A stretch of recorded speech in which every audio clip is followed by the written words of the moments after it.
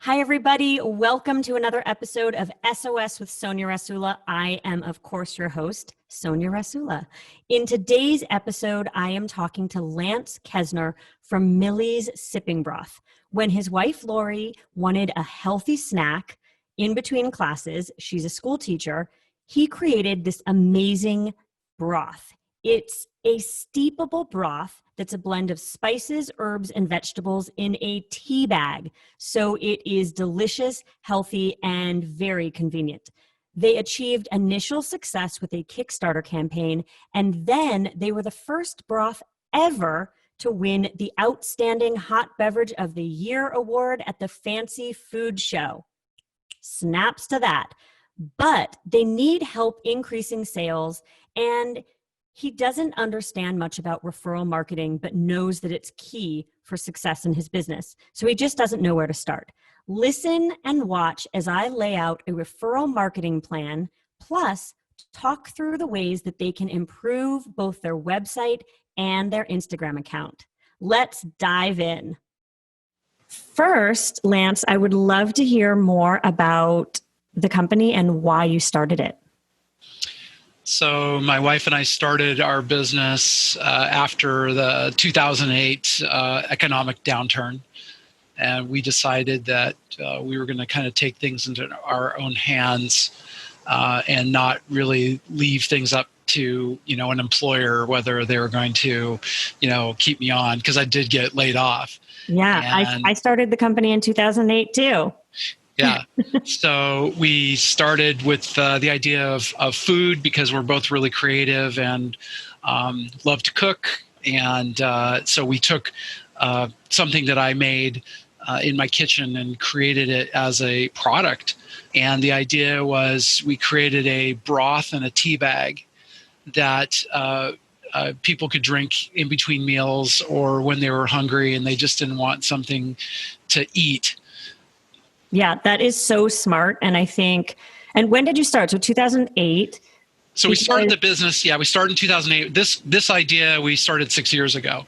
Okay. And so while we started the business, both of us were still working. We're still doing consulting jobs. My wife is a teacher. And so as a teacher, she would have breaks and want something in between classes to kind of hold her over either before lunch or after lunch. And so she used to take a bouillon cube to school and have that in between classes. And I told her, I said, look, let me make something that's healthier for you because the stuff that's in the bouillon cube is terrible. It's really high in sodium. It's all, artificial. So I put together just herbs and spices and dehydrated vegetables, put them into a tea bag, or I put them together. She said, put them in a tea bag so I can make it really quick. I made like 6 for her. She put a few out at the teacher's room, and all of a sudden everyone went crazy over them. And we said, well, we've got a new product. Your biggest question was around referrals and how to get your customers to bring you referrals. Am I right? Yep. So I researched your website, your Instagram. I properly stalked you, and I've got a lot of advice. Great. What you're here for. Yes. So let's dive in. So the first thing I wanted to ask you was, do you have any sort of referral program in place right now? We tried some things early on, but really to me, it kind of came off as disingenuous. And I didn't really, I didn't want to sacrifice the integrity of our product experience for, hey, give me some of your, give me people Right. So you don't have anything in place currently? No. Okay, perfect. You can only go up from here. Yeah. So it's interesting what you just said about like the kind of like feeling dirty a little bit about asking your current customers to refer. And I think that's probably what that's what stops most business owners from creating a referral program.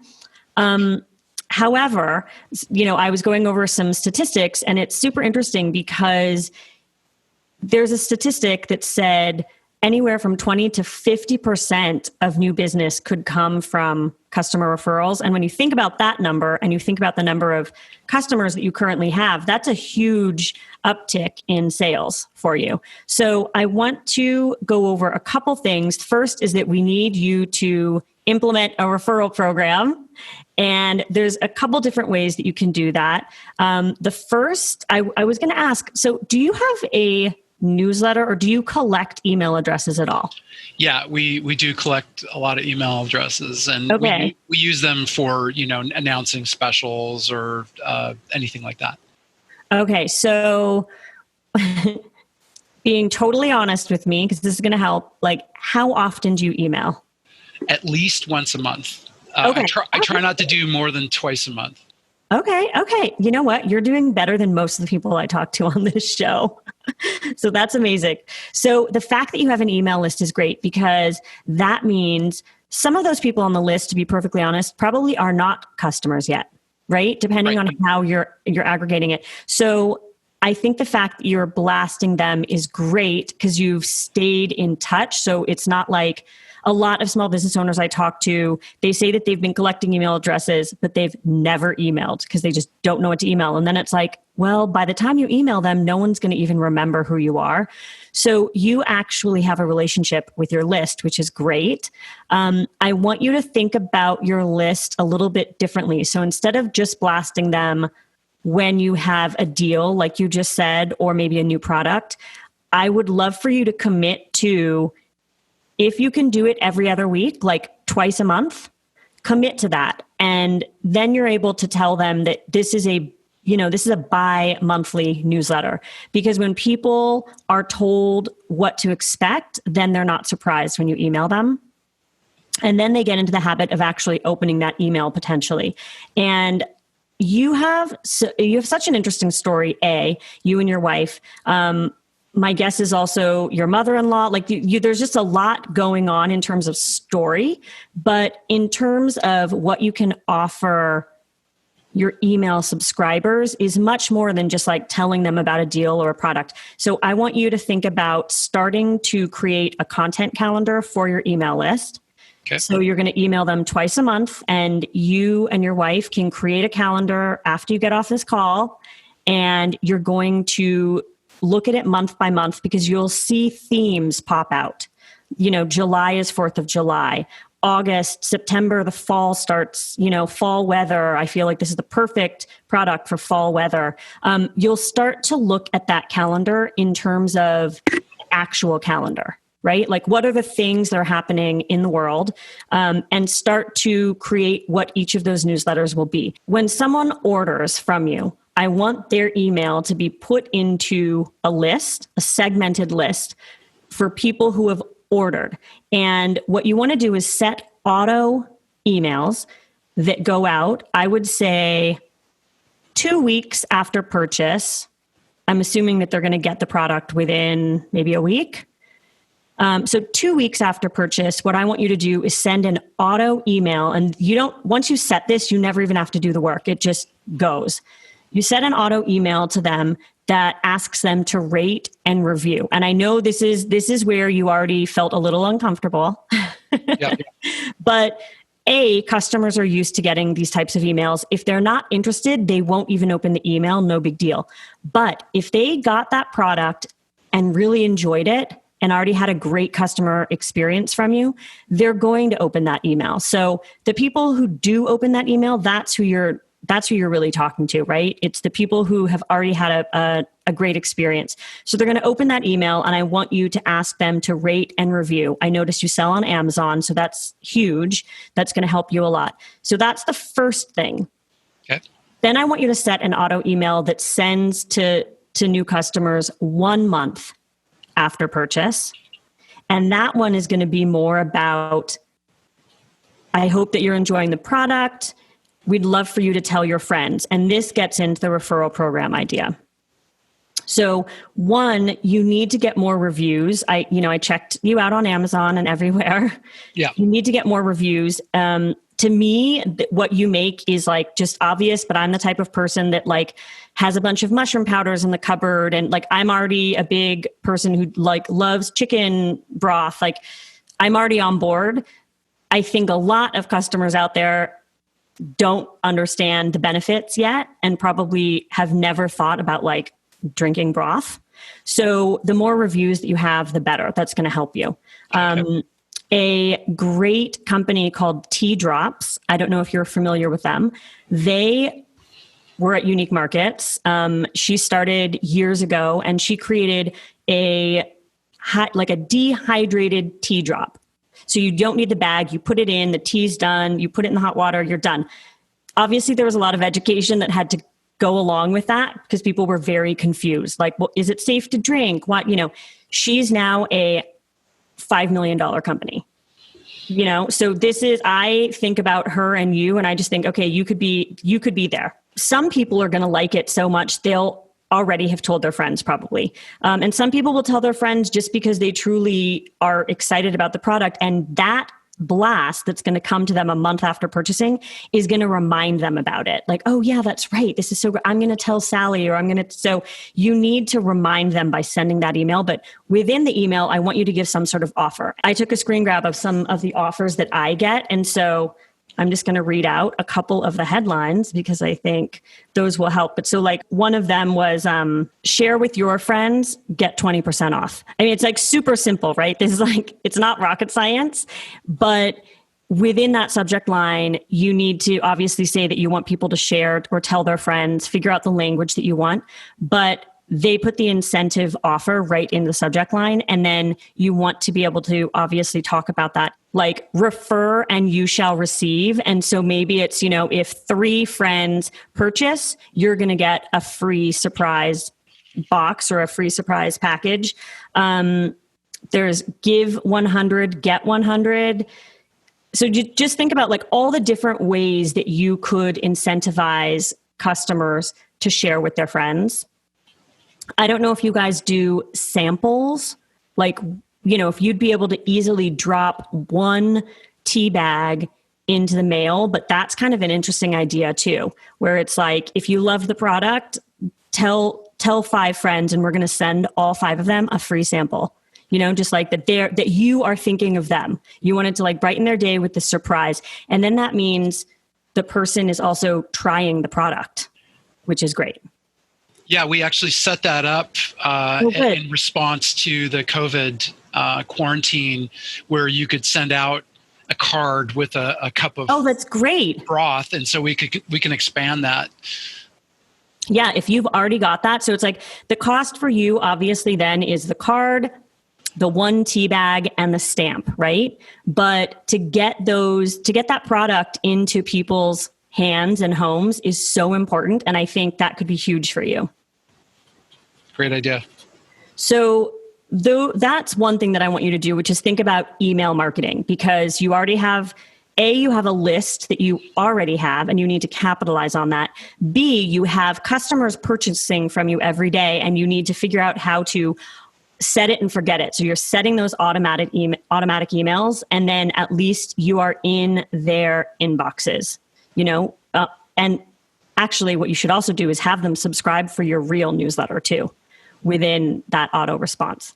But I do think that you could potentially find some food bloggers or food influencers on Instagram and incentivize them potentially. So you're not straight up doing what some businesses and agencies do, which is like they pay for a post. What you could do is work with them again in like a referral program by using a third party, probably along with your e-com site, and figuring out a link that you can share with them and sending them product and free product so that they're kind of continually talking about you. But then also making sure that they are telling their audience about you. So one of the ways that I really like Instagram for this is that, there's the highlights at the top, there's the hard posts, and then there's the highlights. And so I've noticed that some influencers will do a highlight just about a specific product or partner. So for me, thinking about you, I think it would be really cool to have, maybe 5 influencers create a highlight that is on their feed at all times. And it's got them talking about you, your product, and the code that people can use to get a discount off of your product. And then they therefore get a kickback. I think that could be a great way for you to work with some of the influencers. Great idea. And also, I just want to mention, like, when I say influencer, people are always thinking about people with like 50, 100, 1 million followers. I really love the micro influencer, to be perfectly honest, because I believe that their followers are real, first of all. And also, they're not used to getting tens of thousands of dollars from companies. So I think that if you found people who are moms, who are at home, who are in the food space, you want to find and work with them. And if they only have 15,000 followers, if they only have 5,000 followers, I think that those are the ones that you want to go after, personally. They need to be in the food world, though, for sure. Yep. I have a big question, which is, why do you not have shopping functionality on your website? We have a central website that, because we have 6 different product lines. Okay. And so Millie's is just one of them. And so we direct everything to our central shopping, because people, what they'll end up doing is they buy Millie's and they'll add a couple other products to their orders. Right. So my question is going to be this. This is a bigger question, but can you not create one website for all of your products? We do. We do have one website. Like you have to maintain all of those websites, correct? Yeah, I maybe put in 5 minutes a month. Right, because they're going off to Amazon. Well, no, they'll either go to Amazon or they'll go to our central ordering website. And that's where all of our time is on keeplifetasty.com. Okay. And so on the packaging, like, just to wrap my head around this, so on Millie's, what's the URL that's given on the packaging? Well, it's for the brand, so sippingbroth.com, right? Okay. And then if they click on any of the items to order, it goes right to our ordering website. Okay. So I'm going to throw this out there. Here's the thing that I don't like. I'm just, going to be perfectly honest. You've got the shop button, and this is what I get. Right. And it's not very enticing. Yeah. Right? Like, I'm sure you know this. I'm just pointing out what you probably has been on a list or in the back of your mind. Yep. So it's not enticing at all. And at this point, as a cold customer, someone who is heard about you from a friend, saw you on Instagram, somehow typed in sipping broth and got to you because of Google, whatever. Someone has found this website and they're intrigued and they're like, this seems like a good idea. I want to shop now. You get this page, and to me, I'm just like, this does not something seems weird about this. Yeah. So you need to fix this ASAP. Yep. No, and I see it right. I see it right away. And I'll be honest, I did not click keeplifetasty.com because I was like, I have never heard of that. Right. So for me, I'm distrustful of it. So I then went and clicked on Amazon. Right. And then saw, obviously, your product there on Amazon. So this to me is a problem, because what is going to take you from being a $300,000 a year company to $1 million company, and I know that you can do it, is changes like this.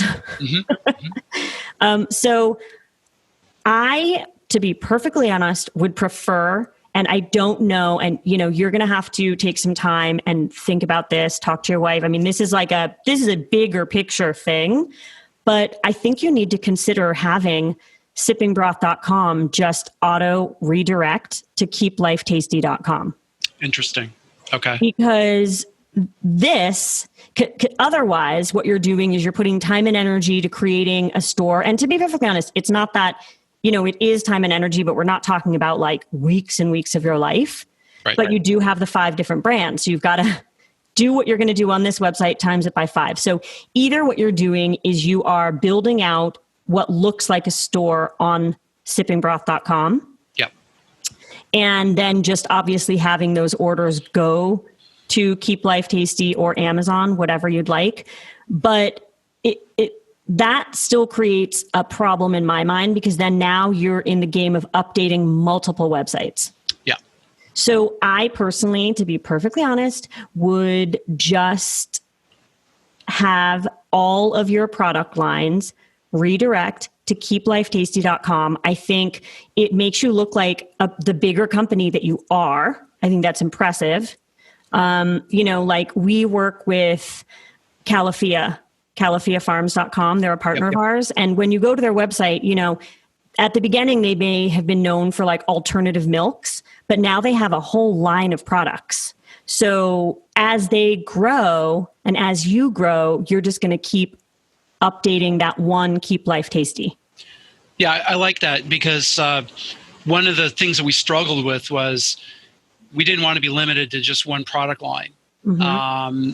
At the same time, we wanted a product to have its own identity. But it's actually very easy to redirect people to a page on Keep Life Tasty that is dedicated to that. Yeah, exactly. You're sending them to the landing page for Millie's Sipping Broth. Yeah.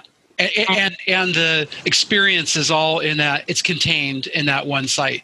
Right. And then what you were saying before was like, then people discover other products. You're hopefully increasing the number of items in their cart. It's not just Millie's now. It's all the different products. So I think that I just made you a millionaire right now.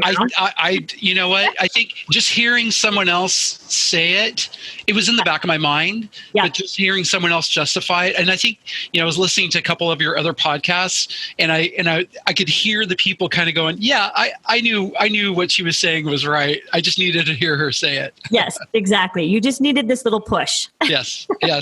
So that's great that we've gotten through that, because a couple of the things that I wanted to talk about were reliant on you updating your website. So this is exciting.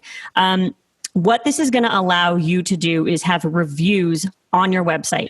It's interesting that you're talking about this, because I was looking at a way to leverage Net Promoter reviews in a meaningful way. Mm-hmm. Well, this is it. So now I'm going to share the screen once again, and I want to show you the Tea Drops website. So keep in mind, there's a lot, because they do content, they do subscription boxes, but this starts to get your head into the space of how you can also scale the company. Yep. But this page I think is really important. And this is their reviews page. And to me, I think it's really crucial, because nowadays a lot of people base their decision on whether to purchase or not on checking out reviews. Yeah. Right? Like I was just buying a hammock, and I read every review. I wanted to see, like, is it a 1-star product or is it a 5-star product? So I think that with your product, again, because it's something that's a little bit new to the average customer in the food world, sipping broth and drinking broth, everyone knows the health benefits. But I think that your product, to hit the masses and really scale, you're going to have to educate. And educating them through reviews is one of the ways that you can do that. People see all those 5 stars and and hear testimonials. And I think that will help them click that purchase button. Yeah. So you currently can't do this on your website, because obviously it's all different websites, but because really where people are shopping is on keeplifetasty.com. Correct. So I want you to start to aggregate on that website and create a nice review page just like this. Got it. And, these aren't auto-populated. So you can include all types of reviews, even ones that might be the 4-star ones. But I do like the idea of, even if you just had 4 reviews, choose the 4 that you really think represent the company and that you really liked what the people have to say. Maybe the fact that they're diverse, maybe they're from 4 different parts of the country or the world. Like, choose those reviews, but people just need to see a snapshot of what people actually think about your company. Right, which is different than the product, right? Yeah. There is a distinction. Yeah. So that's one thing that you can do. You're going to put all the websites onto one. Yes. It's going to be a huge, like, I am really excited to hear back from you in a few months to see what happens. Oh, yeah. You'll see that pretty quickly. And then you're going to add a nice review page. Yes. I like this because it's very clean and easy to read. This is important because I've seen review pages that are like chaotic. So take this as an example. And then what I really think I wanted to talk to you about also was your photography. Yes. And if you've listened to some of the past episodes, you probably know what I'm already going to say, but going to say it anyway. You have product photography, which is great. That's number one. You need that product photography. You need to see the bag, but you don't really have a lot of lifestyle photography. And I think that is also huge. And I don't know if you have a photographer that you work with already. I don't know if you do the photography yourself, but it's easy to capture the type of photography that I'm talking about by simply watching literally a few YouTube videos on product photography. And, even taking pictures with your phone nowadays and then just using an editing program to make sure that the whites all look white, not gray. You don't need a fancy camera to do this. I'm now sharing a screen with you. So I pulled up this Pinterest search of beverage photography styling. For everyone listening right now, I literally typed in the words beverage photography styling into Pinterest so you can go and do this on your own to see what comes up.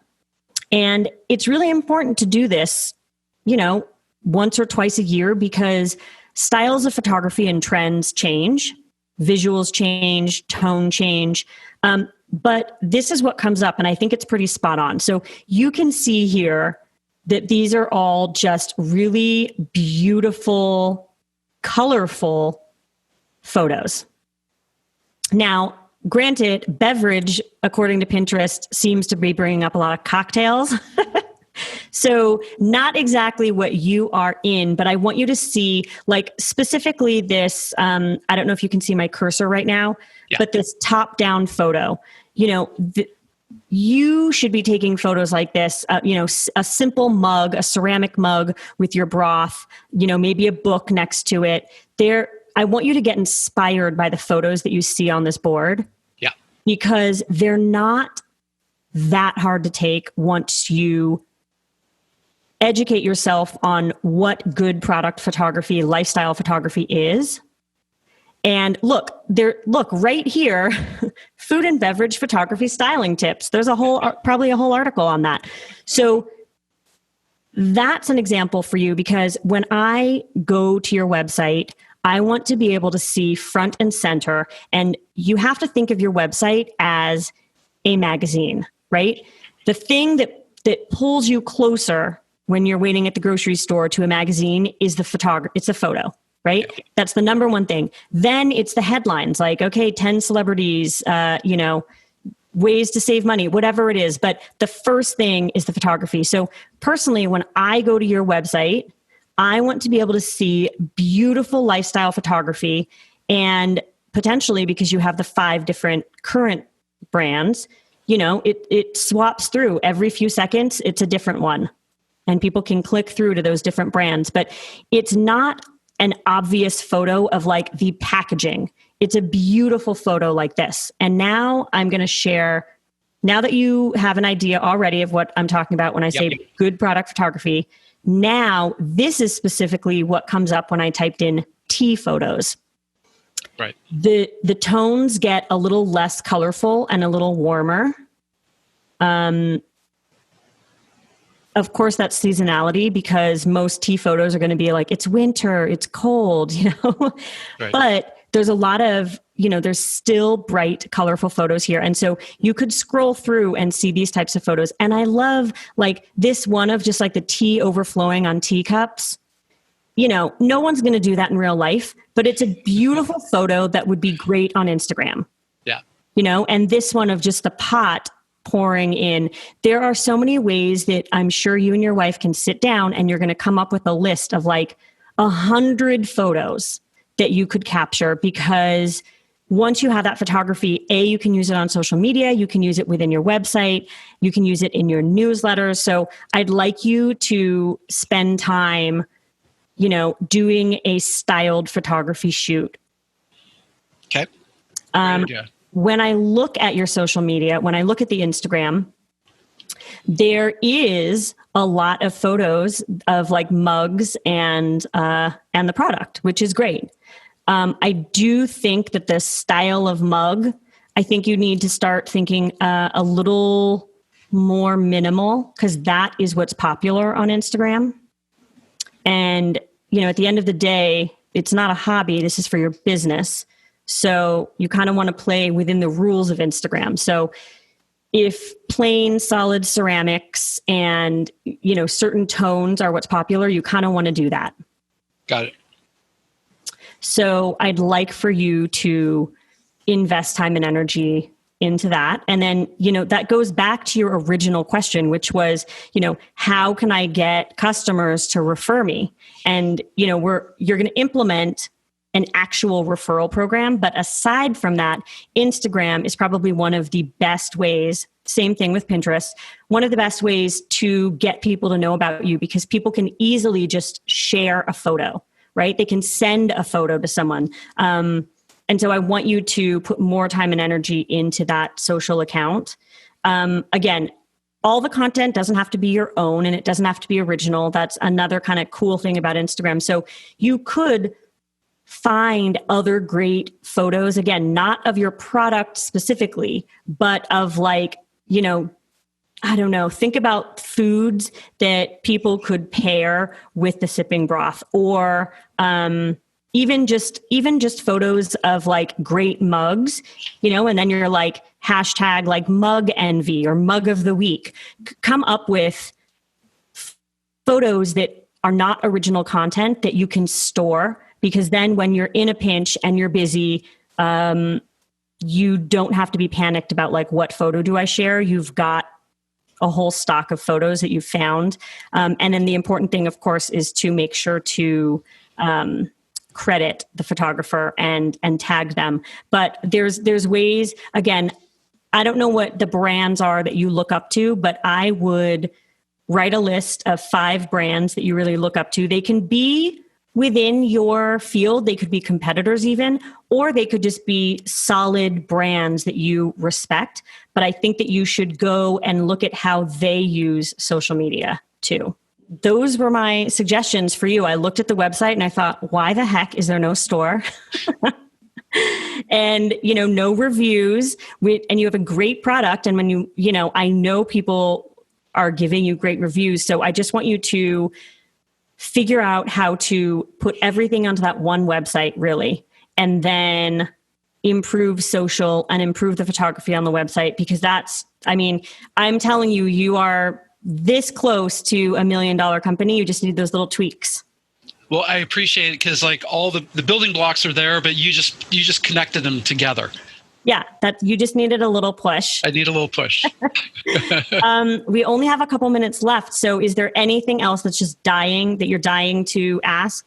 One of the challenges especially during this time, because of the quarantine and everything like that, is our wholesale business is really kind of gone flatline, yeah. Right? And we've decided to really put more effort into direct to consumer. Mm-hmm. Because it was like half and half at some point. But now we seem to have a lot more control over the direct to consumer because of the ads on Facebook or whatever. So my question is, at what point do we stop ignoring our wholesale business? And I know it's like impossible. I don't think anyone can answer that question right at the moment, but I thought I'd give you a hard one. Yeah. So it's interesting, because how many wholesale customers do you currently have? We have about 500. And 500 before, or 500 that are still currently ordering? Before. Right. So before. Are you getting any wholesale orders? Oh yeah, we're getting wholesale orders, but it's like, okay. It's very, I'd say we're way down. Okay. Way down. So I'm going to say this, I think that the best thing for businesses to do is to diversify, because if you put all of your eggs in one basket and then something happens, you're screwed. I would keep the wholesale business, and it will probably pick up in the future, 1 year down the road, 2 years down the road. But what you're doing is you're putting like 5% energy into wholesale right now, because also the trade shows aren't going to happen, the fancy food show, like the current world that exists for you to get those wholesale, like it's gone. I would say you're putting all of your time and energy into direct to consumer right now. So if orders come in under wholesale, great, fulfill them. But you and the team are 100% concentrated on just direct to consumer. And your goal is to build your email list. Your goal is to make sure you're increasing subscribers, you're increasing followers on social media, you are improving the website. Like now is the time to do all of those things. Take the next 2 months and just like get it going. Great. Yeah. Yeah. Good answer. Well, it's been so nice talking to you. Thank you so much for your feedback, and thank you for taking the time to look at our stuff and think of some ideas. These are very valuable. I really appreciate it. Yeah, of course. And we're looking forward to seeing you in 6 months and you emailing us and saying like sales are up this much. So that is my goal for you. I would love to be a poster child. That would be great. Okay, well, thank you so much. We will be in touch. Thank you, Sonja. Hey, wait, before you go, calling all small business owners, nonprofit pioneers, and savvy side hustlers.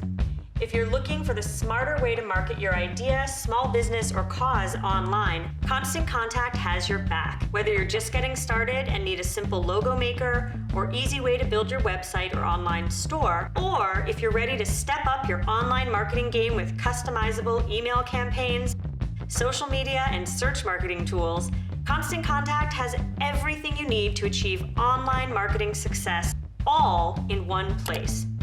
Paired with practical advice from their award-winning team of marketing experts at every step of the way, Constant Contact helps you achieve real results fast. For an exclusive deal, visit constantcontact.com/unique to get started today.